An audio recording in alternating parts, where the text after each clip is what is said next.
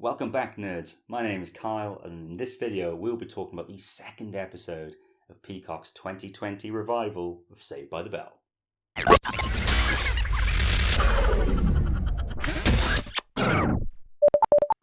Episode 2 is called Clubs and Cliques, and in this episode our two sort of groups of kids are now settling into the new dynamic a bit more. The team-ups in this episode include Mac and Daisy, coming together in a way of sorts about an assignment that Daisy did not know she had to do when she went into the higher English class, which she was surprised that Mac was even in. And Mac obviously didn't do his assignments over the summer, and Daisy didn't know about the assignments because she just joined the school. So Daisy demands that she gets a chance to do the assignment because that's what we all would do in that situation. And unfortunately, it means that Mac has to do his as well. He gets given a one-day extension. One of the other plots of the episode sees Aisha get named the quarterback ahead of Jamie, who's Jesse's son. Jamie doesn't take this very well. His mum, Jessie, whilst trying to really let him down about his worse than average football skills, ends up telling him he's a fantastic footballer, and so he demands a try-off, because the tryout was just a start. Never try-off with Aisha for the quarterback role. And we also have another storyline running through the episode where Devante and Alexi are in the school musical, and basically she's trying to team up with Devante and keep him in the WhatsApp group. That's the main struggle, is getting him to stay in the WhatsApp group. It's hilarious. Let's talk about the main plot line first. Mac and Daisy. Mac in this episode is much more likeable than he was in the first episode, I thought. That's my personal feeling. He's still a jerk, and he's still so privileged and spoilt. I'd love to see him at home with Zach and Kelly, just to see what his home life is like. He is living a sheltered life, definitely. And Daisy's the exact opposite, almost. They have a great scene together when in the diner when they get in lunch. And Mac is in there with his good walk. His good walk. That wasn't it, by the way. Mac talks about the pressure of having to have a good walk. It's a tough life being Mac. It all leads to it. Daisy thinks that she's got through to Mac and going to get him to do the assignment to prove people wrong, prove that he can be a smart kid. And she thinks he's done it until she realises that he's just reported the book, Frankenstein, to this group of mums led by Joyce Whitelady, which I think she says is pronounced Whittlady, but it's written as Whitelady, which was pointed out by Daisy. And they're just a group of mums who want to help all the time, just a group of white mums who trying to help these new kids become accustomed to the school, are being rather racist with some of their ideas and plots. And they basically burst in and stop this book being studied because it's a racist book, because it's the townspeople with pitchforks and stuff who are all going after the one who looks different, the one who's of a different colour, even though it's green, as Daisy points out. They refuse to allow the book to carry on in class because of its racial undertones. What we do find out, though, is that Mac's locker, Daisy's locker, right next to each other. Daisy, through the back of it, sees a piece of paper. Turns out Mac actually did start to do the assignment, got about a sentence in, and then decided that he needed to find another option. That's that plot line there, and good fun. It's made me worry more that they're going to turn Daisy and Mac into love interests, which would be disappointing, but I hope not. We'll have to see what happens with that. The football storyline was funny in how Slater and Jesse came into it, because Slater really wants to win the football. He was delaying announcing his team because he knew that he wanted to name Aisha as the quarterback and was worried about the stick she was going to get because she's a woman on a men's team. As he says, he's trying to look out for her, and that it's sexist, but the good kind of sexist.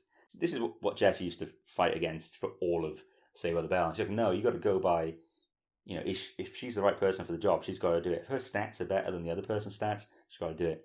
She didn't realise that she was talking Slater into making Aisha the quarterback ahead of her own son, which comes back to bite her in the ass. We get a hilarious bit where, when it's starting to kick off, and Aisha says to Daisy, well, we'll settle this on the pitch like all football players do. And then she sees into a room where all the football team are with Jamie, and they're feeling like they need to do something big about how, what's going on with him, what's happened with him.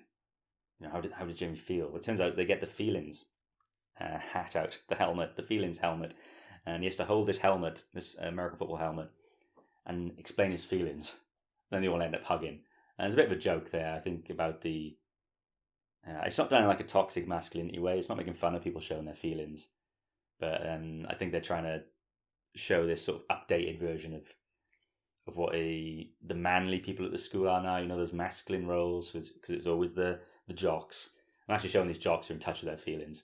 Yes, they do laugh at it, but it's not done in any kind of way that I find damaging as an emotional male. So I thought it was quite funny. And it does play into the end, where they don't need to have the try-off.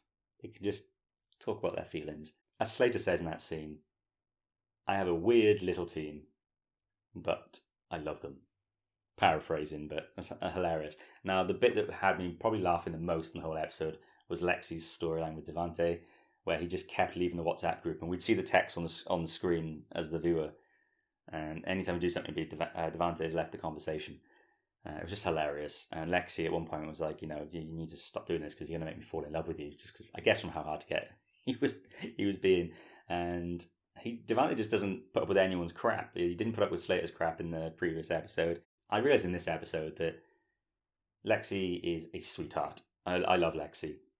Favourite character by far. Slater's still standing out for me as well. Jesse, I thought, had a really good episode too. But yes, what did I think of this episode? I thought it was funny. Definitely better than episode 1. So as I said in that review, you need to watch both episodes together, I think, back to back, and you'll get a real feel for the show. I really understood this show more. And it was when the mums were introduced, the white mums, who were just clearly racist. And the show was pointing that out and having fun with it. And it was done in a way that I thought was funny. And I'm standing here as a white male, guys. I wasn't offended by it. This whole culture of white people being offended by institutional racism being pointed out on screen, like, give it up. It was done in a very good way anyway. And it's right. The show is right. These people exist. They're being done in an overblown way on here, but they do exist. So, I'm going to take the words of the people writing this show more than some YouTuber. Anyway, who's harping on about it. I thought the Joyce White Lady joke was hilarious. I'm going to call her Joyce White Lady. I can't even remember the correct pronunciation, but Joyce White Lady was just a hilarious gag that I think is going to probably be recurring. I hope it's recurring. Anyway, there was 2 or 3 scenes which featured a Power Ranger. Not in full outfit, of course, but Abraham Rodriguez, I believe his name is. He was in Power Rangers Beast Morphers, for other nerds out there. That was the Gold Ranger, if I remember correctly. Created the silver one, but became the gold. I think it was the right way around. I was thinking throughout the episode, I was like, oh, I recognize that guy. Who is it? Then I realised, Power Ranger. So there's a Power Ranger in this episode. I'm really in love with Slater and Jesse. And I can't believe I'm saying that in 2020. Oh, everyone always wanted Zach and Kelly together, yeah? And then when Slater and Jesse started getting together, that was pretty cool as well. And now I'm kind of love them together as this dynamic of how he hasn't really changed. And she kind of has changed a bit. But they're still involved in each other's lives. There doesn't seem to be any real sexual chemistry there between them. Well, not anything that they're interested in or show in anyway. I think there'll always be an interest there. Slater even talks in this episode about the fact that he's kissed Jesse before. He actually keeps a list of all the people he's kissed, and they'll do some ridiculous callbacks to the old show in this, where he lists people from the show that he's kissed in the past. So, and then he realizes how creepy it is that he has this list. So I'm assuming the list is gone now, but who knows? But I just love them together. They're so much fun, and they do fit in with the show as well. It doesn't feel like they're being forced in, and so I'm a big fan of having Jesse and Slater on the show. I think maybe they were the right choice as the regular cast members to return for it. I think it's working out quite well. I finally get this show. In my last review, I spoke about how it was the second episode that made me get it, and it really was. I get the vibe now, the offbeat comedy of the stereotypes, the cheesiness of all the existing Bayside people with the gritty realism of our new students coming over from the low income area of California.